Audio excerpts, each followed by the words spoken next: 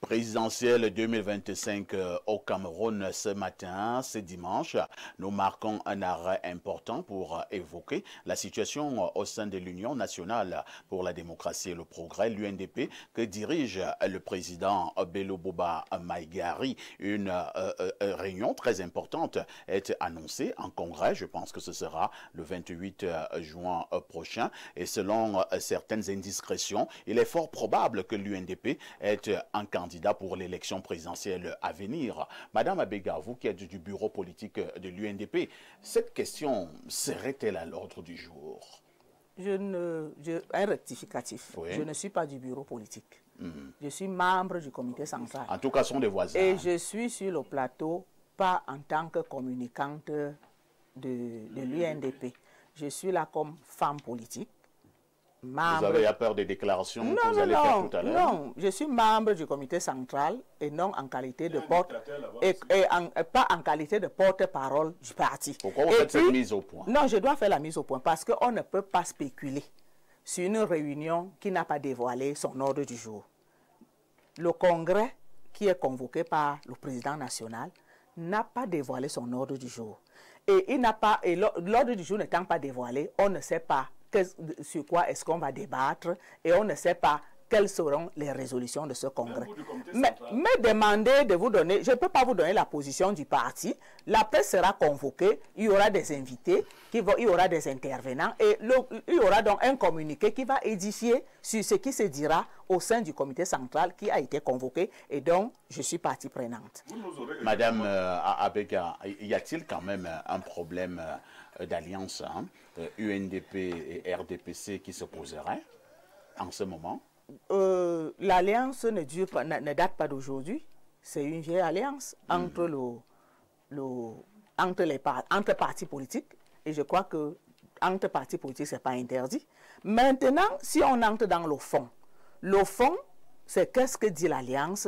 Est-ce que l'alliance a été respectée? Est-ce que les termes de l'alliance ont été respectés? Mais pour le cas d'espèce... Ce serait mieux si vous me répondiez à ces questions. Je ne peux pas... Est-ce que les termes de l'alliance ont été respectés? De un, je n'étais pas là quand on signait l'alliance.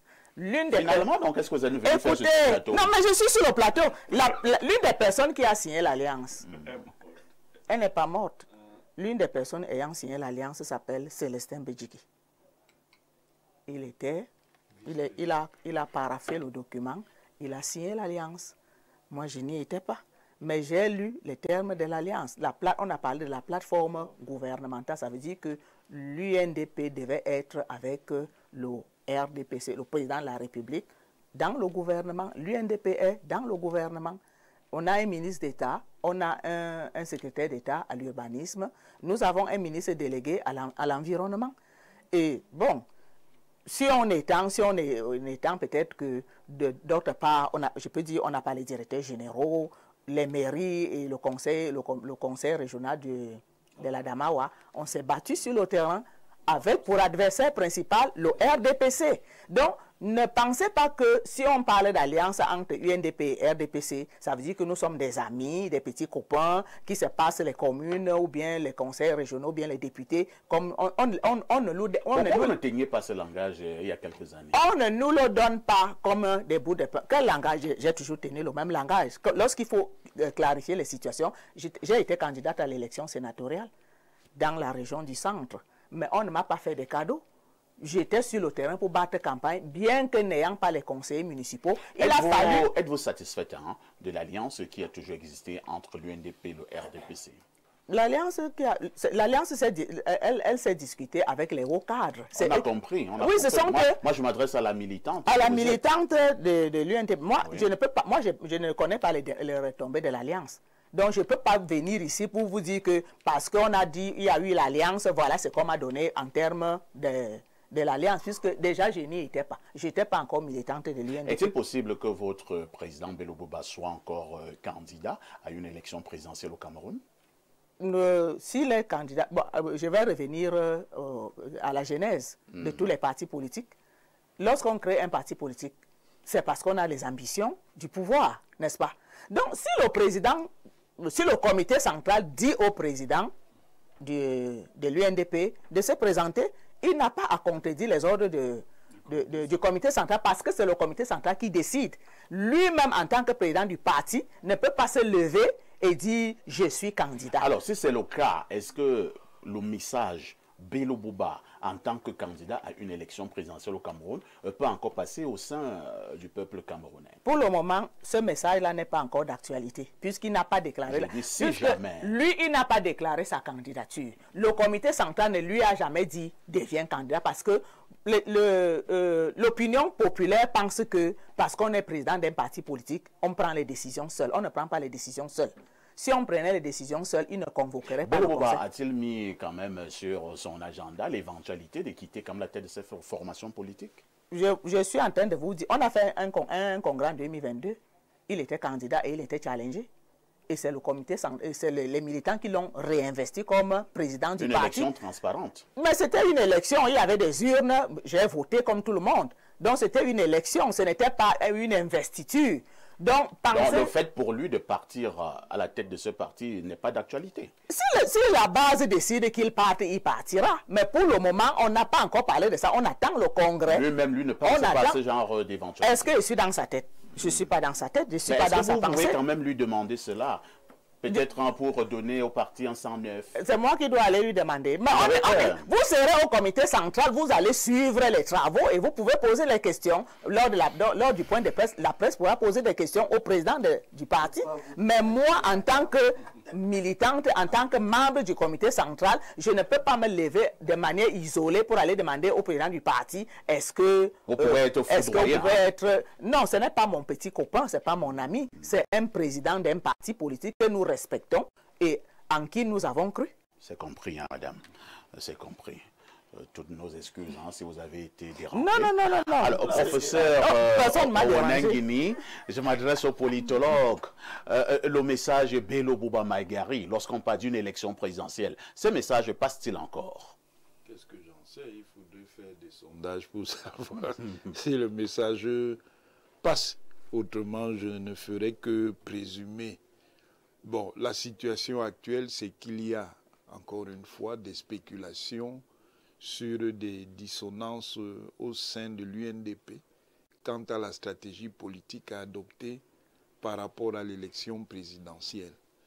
Et il semble, je dis bien, il semble qu'il existe plusieurs courants. Un courant qui est favorable à la reconduction de l'Alliance et qui serait animé par le président national du parti, et qui aurait un autre courant qui contesterait cette orientation et contesterait même la position centrale du président national de l'UNDP. Certainement mais que Mme Abega n'est pas au courant de ces deux thèses au sein de l'UNDP. Non, ce n'est pas un problème de n'est pas informé ou pas. C'est que quand même la vie politique d'un parti est régulée. Vous ne pouvez pas lui demander de prendre position sur des choses... Est-ce qu'on ne va pas également dire que c'est encore de la spéculation en suspens? Professeur, est-ce que vous... Oui, je vous ai bien dit que là, on est dans l'ordre de la spéculation. Mais il y a des éléments d'information qui montrent qu'il existerait au sein de cette formation politique des appréciations divergentes quant à la manière de se positionner par rapport à l'élection présidentielle. Et le Congrès sera donc une occasion de clarification pour qu'on sache exactement si effectivement au sein de cette formation politique, il y a ces divergences, pour qu'on sache comment cette formation politique arbitre et résout les divergences et dans quel sens elle décidera d'aller. Valère Bessala, Bello Bouba Maïgari, qui est donc le président de l'UNDP, est en train d'aller au Congrès. Et l'information que le professeur est en train de donner, nous avons la même information. Il y a maintenant deux courants de pensée au sein de l'UNDP. Un courant qui pense qu'on doit reconduire l'alliance avec le RDPC et un autre courant, certainement un peu plus jeune, qui pense que RDPC, UNDP, c'est dorénavant du passé et que l'UNDP elle-même, en tant que formation politique, peut déjà reprendre la scène avec un candidat lors de la présidentielle d'octobre. Alors, qu'est-ce qui peut expliquer ces deux courants subitement au sein de l'UNDP? Monsieur Bello Bouba Maïgari ne fait plus peur? Je crois que l'explication, vous l'avez déjà dans votre propre question.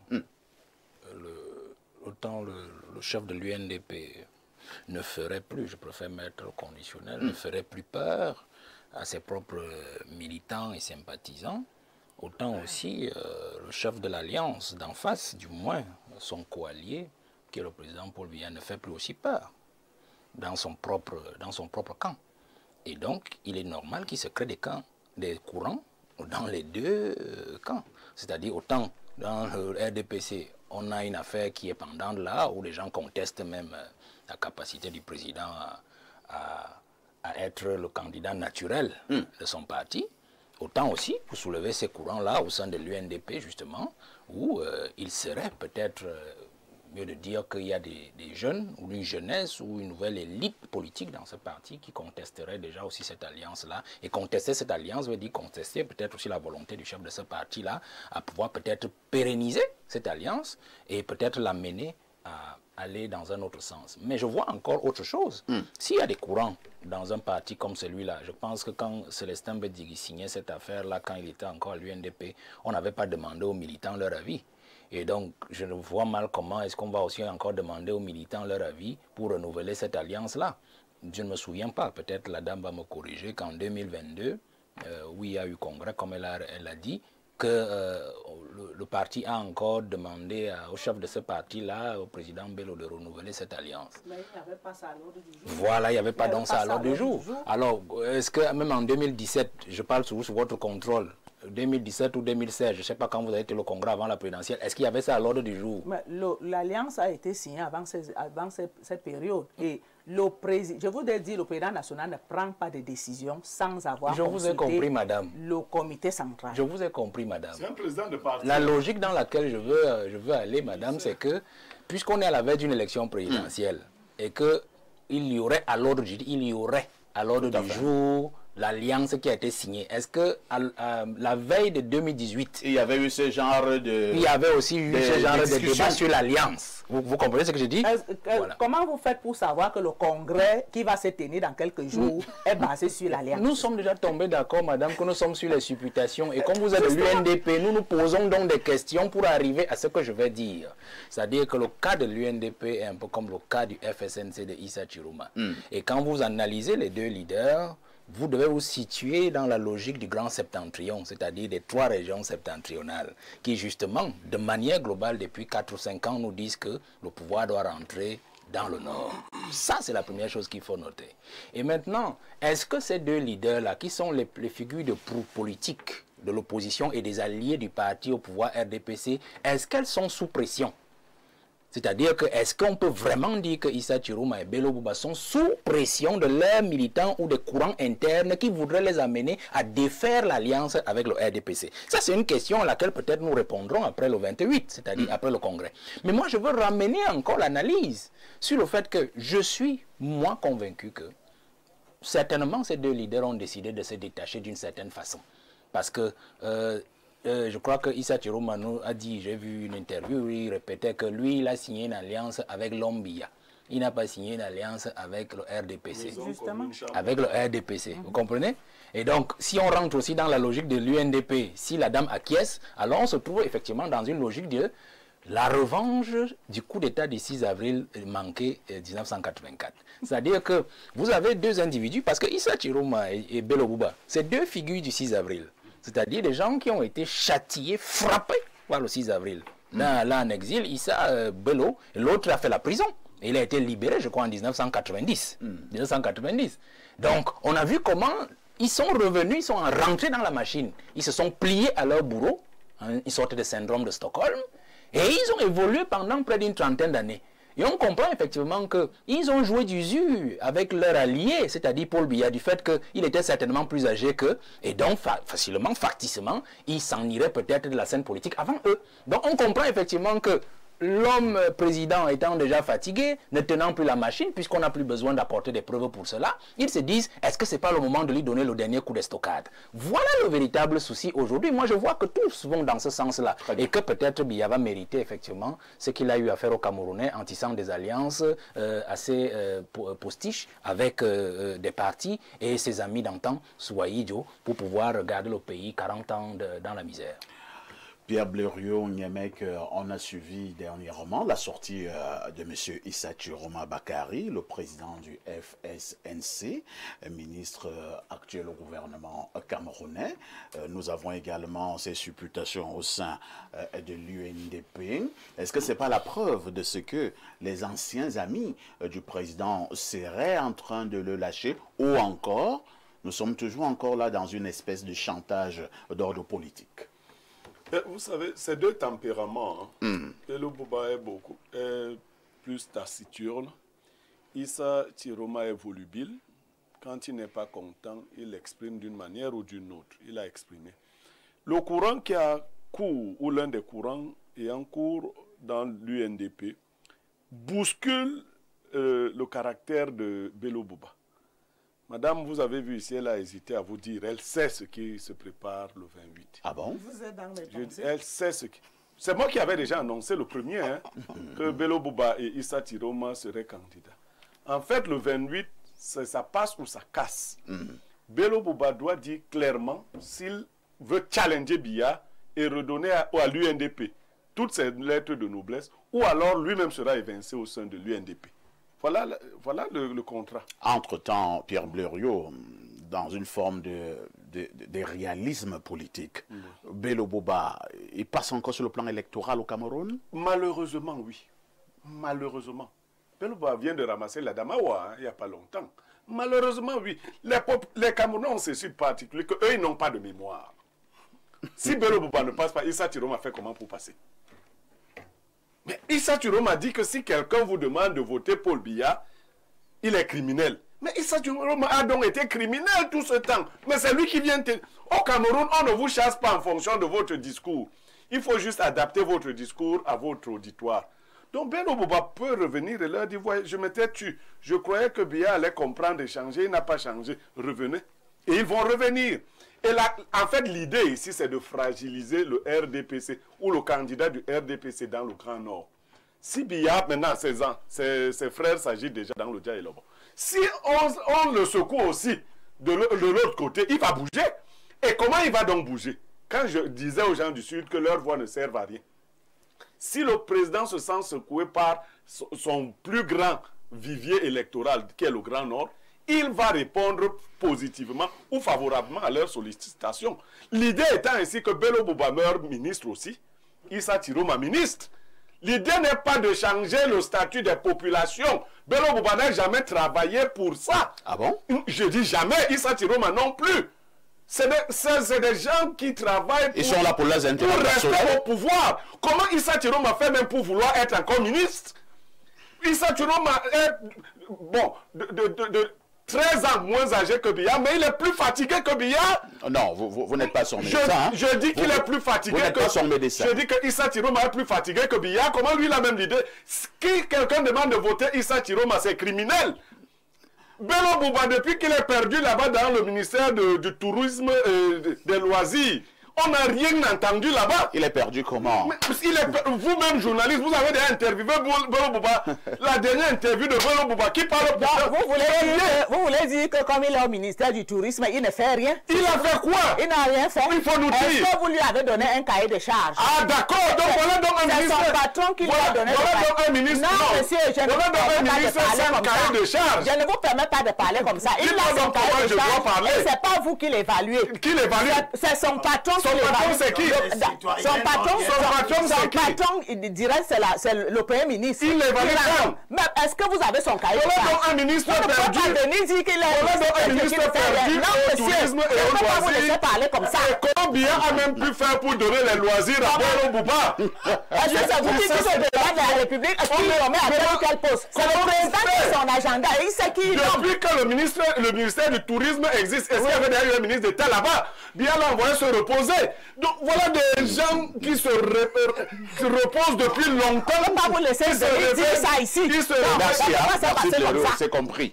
C'est compris. On va passer la parole à Abel Elimbi Lobé. Abel Elimbi Lobé, parlant justement de cette présidentielle 2025. Bello Bouba Magari, notre frère du Nord, pour parler comme l'artiste musicien, peut-il être candidat? Et si jamais il est candidat, est-ce que Bello peut encore faire foule? est-ce qu'il peut encore faire sensation?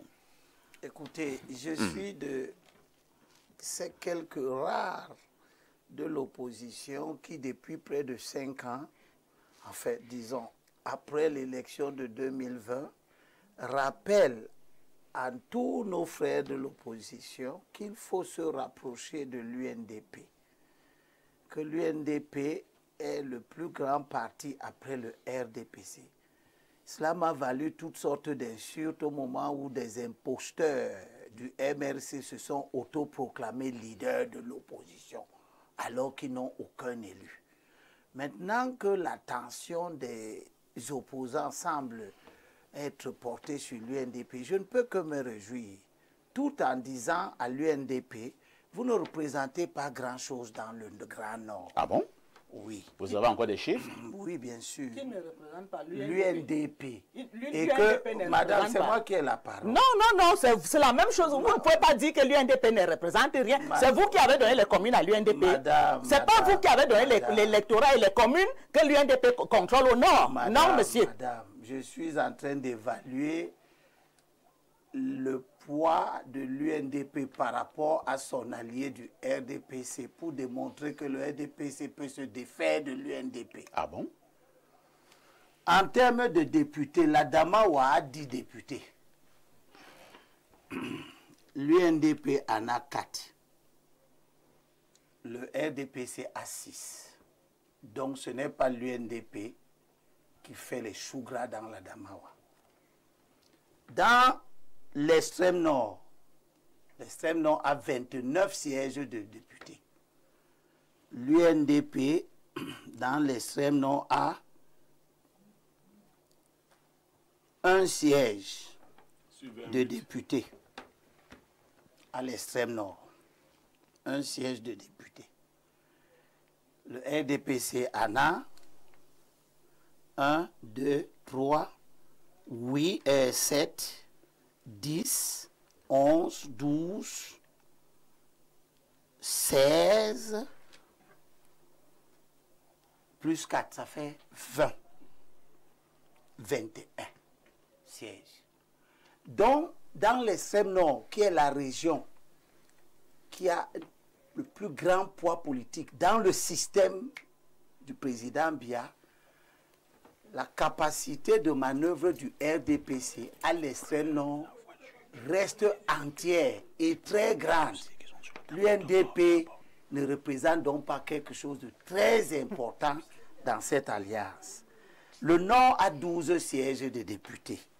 Au Nord, l'UNDP a 1 siège, 2 sièges de députés dans tout le Nord. On n'a plus beaucoup de temps. Hein? Donc, ça veut dire que, dire quoi? Voilà. Ça veut dire que si l'UNDP fait le choix de la rupture, c'est une bonne chose pour nous dans l'opposition. Mais ça ne branle pas outre mesure le RDPC. C'est ce que je veux dire. Ça ne branlera pas outre mesure le RDPC. Le RDPC a une implantation dans le Nord qui fait qu'il a sa force personnelle dans le Grand Nord, de la Damawa jusqu'à l'extrême Nord. Et cette force-là, ce n'est pas l'UNDP qui lui a donné ça. Ce n'est pas non plus le parti de Issa Chiroma. Il a son autonomie. S'il a fait cette alliance, c'était pour élargir sa base. Donc si l'UNDP et le RDPC a quand même également bâti ce genre d'alliance, c'est parce que sur le plan politique, le RDPC savait quand même que l'alliance devrait lui apporter quelque chose. Je suis en train de te montrer. Vous êtes en train de vouloir... Je suis en train de te montrer. Vous dites que le président Paul Biya peut s'en passer calmement et librement des autres du Grand Nord et continuer à gagner calmement les élections. Est-ce que ce n'est pas aussi trop facile? C'est un peu naïf de votre part. Je n'ai pas dit que le président ne peut pas. Vous êtes dans une analyse de la probabilité pour l'UNDP de rompre son alliance. Et je vous dis donc que dans cette perspective-là, cette rupture, moi, elle m'arrange. Elle est bonne s'il faisait cela. Mais s'il fait cette rupture-là, ça ne branle pas le RDPC. Parce que le RDPC, là-bas où nous croyons que l'UNDP et le FSNC sont des déterminants. Ils ne sont pas plus déterminants que le RDPC là-bas. Le RDPC a son autonomie qui est basée sur ses résultats qui sont de très loin supérieurs aux résultats de l'UNDP et du FSNC. L'UNDP a 7 députés. Tout le Grand Nord, c'est 29 plus 12 plus 10. Et là-dedans, l'UNDP a 7. Le FSNC a 3. Le reste, c'est RDPC. Donc le RDPC peut vivre là-bas et continuer à gagner là-bas sans l'apport de ces 2 partis, qui pour autant sont indispensables pour nous dans l'opposition. L'UNDP, c'est quand même 561 conseillers municipaux. Eh bien, ils seraient indispensables pour l'opposition. Ils ne sont pas indispensables pour le RDPC. Très bien. Merci, j'ai failli dire merci Bello Boba. Donc merci. Elimbi Lopé. Alors, lisons rapidement quelques dernières contributions de nos téléspectateurs. Bonjour, je pense que l'UNDP a grandement bénéficié de son alliance avec le RDPC. Le problème, à mon avis, est que les alliances ne bénéficient généralement qu'aux chefs de partis politiques et non aux militants ordinaires. Courage à la dame sur le plateau. C'est Patrick Amsassi qui envoie donc cette contribution. Nous avons ce message du plus 254. Il s'agit de quel pays là? Alors rapidement, je pense que nous allons tomber sur le pays en question. Alors, que dit le téléspectateur de ce côté-là, le 254? Je pense qu'il s'agit du Kenya. Alors, le téléspectateur dit ceci. Parfait, ici, je vous suis depuis. Si Bello Boba et Issa Chiroma trahissent Biya, il sera obligé de renvoyer ces élections et aménager le gouvernement en faveur d'un dauphin. Autre message ce jour. Madame... Bonjour, monsieur Aïssi. Mais on ne répond jamais à une question pour que tout le monde comprenne exactement ce que le pouvoir leur dit de faire. Voilà, nos intellectuels incroyables. D'accord. Donc, professeur, vous devenez de plus en plus violent. Hein? Alors, on prend ce message. Hein? Que dit le téléspectateur? Très bon débat avec des invités de qualité et qui argumente. Il nous dit à la fin bon dimanche. De toutes les façons, c'était la dernière problématique inscrite à l'ordre du jour. Madame Abega, nous attendons donc impatiemment le congrès du 28. Ce sera samedi. On parlait des congrès. Nous espérons qu'on aura de très grandes résolutions. Mais attendons les résolutions parce que là, nous sommes à la phase de la spéculation. Dieu merci. Oui, nous n'avons aucun document, aucun communiqué qui dit quel est l'ordre du jour. Donc, on est en train de spéculer. En fait, quand même de parler de l'UNDP, c'est déjà bien. Hein? Mais c'est bien. La semaine dernière, nous avons parlé du FSNC. Maintenant, c'est l'UNDP. Il y aura quelques partis politiques qui vont commencer à nous faire des procès bientôt, parce que nous ne parlerons plus d'eux. Nous reviendrons à l'UNDP. De toutes les façons, on n'est pas obligé de parler de tous les partis politiques. Nous prenons cette dernière touche pause et on reviendra pour le fait majeur de la semaine.